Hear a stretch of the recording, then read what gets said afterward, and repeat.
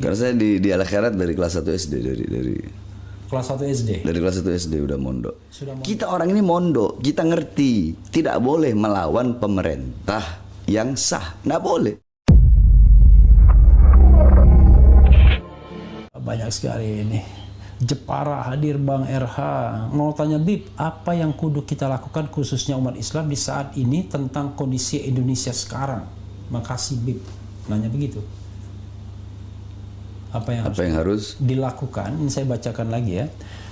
Mau tanya Bib, apa yang kudu kita lakukan khususnya umat Islam di saat ini tentang kondisi Indonesia sekarang?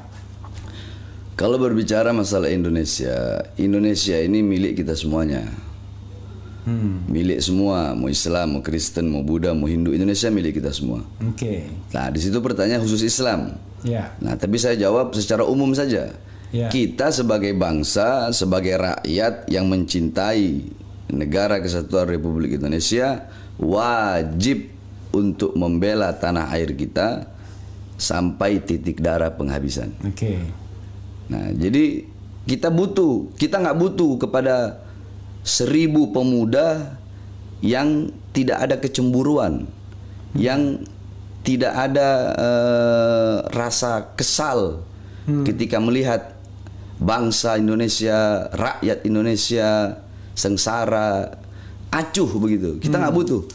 Tapi kita lebih butuh satu pemuda yang peduli kepada bangsa, peduli kepada rakyat. Dia rela mengorbankan nyawanya, jiwanya demi Indonesia daripada 1000 pemuda yang tidak pernah peduli sama sekali. Apalagi yang hedonis ya. Iya, ya ini sering kan Ana bilang, Ana Bahar bin Smith jangankan cuma di penjara, demi bangsa. Bang Refli, selama ini saya ceramah apa sih? Iya, iya. Apa? Yang saya bela rakyat. Iya. Rakyat yang susah, rakyat yang miskin. Sering saya bilang, saya ini, kita orang ini mondok, kita ngerti tidak boleh melawan pemerintah yang sah, nggak boleh. Nggak boleh. Dalam Islam tidak boleh mengajarkan pemerintah yang sah dilawan, nggak boleh. Yang kita lawan ini ketidakadilannya, ketidakbenarannya, kezalimannya, kemungkarannya, bukan pemerintahnya. Ya. Karena apa? Fasadur ra'iyah bifasadul bifasadil umara, wa fasadul umara bifasadil ulama. Rakyat negara ini rusak karena rusaknya pemerintah. Rusaknya pemerintah karena rusaknya para ulama. Kenapa? Karena banyak ulama tarkun nasiha wa tarkul irsyad lahum. Banyak ulama yang meninggalkan nasihat kepada pemerintah tersebut. Kezalimannya dibiarkan, kebijakan-kebijakan yang tidak berpihak kepada rakyat, kebijakan-kebijakan yang berpihak kepada asing, kebijakan-kebijakan yang bisa menyengsarakan rakyat, dibiarkan sama ulamanya. Sehingga rusaklah.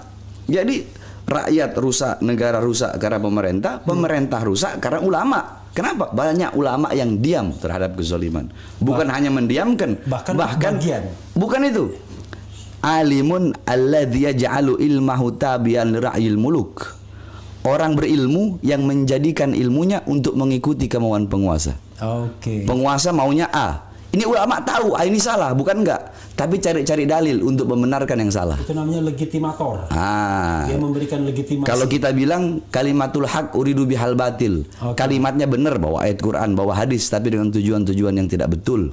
Berdiri depan babu sudah, berdiri depan pintu sudah, pintu kekuasaan dengan mengharapkan harta, pangkat dan jabatan.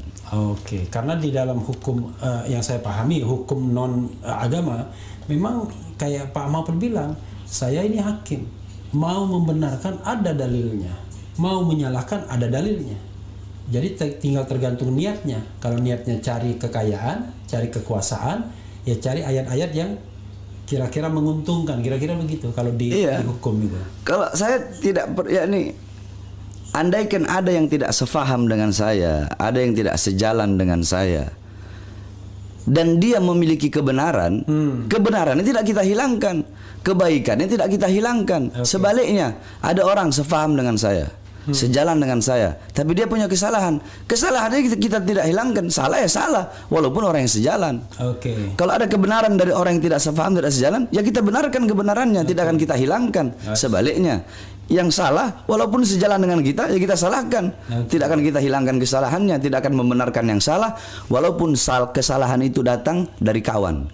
Dan tidak akan menyalahkan yang benar, walaupun kebenaran itu datangnya dari lawan atau orang yang tidak sejalan dengan kita. Intinya kita tidak pernah khawatir, bahkan kehilangan teman sekalipun, kalau memang kita menyatakan yang hak, kira-kira begitu. Ya ini intinya tawassut. Kita itu berada di tengah. Berada di tengah. Yakni jangan hubbuka syai' yu'mi wa yusimmu. Kalau kata Rasulullah, jangan kecintaanmu kepada sesuatu membuat kau buta dan tuli.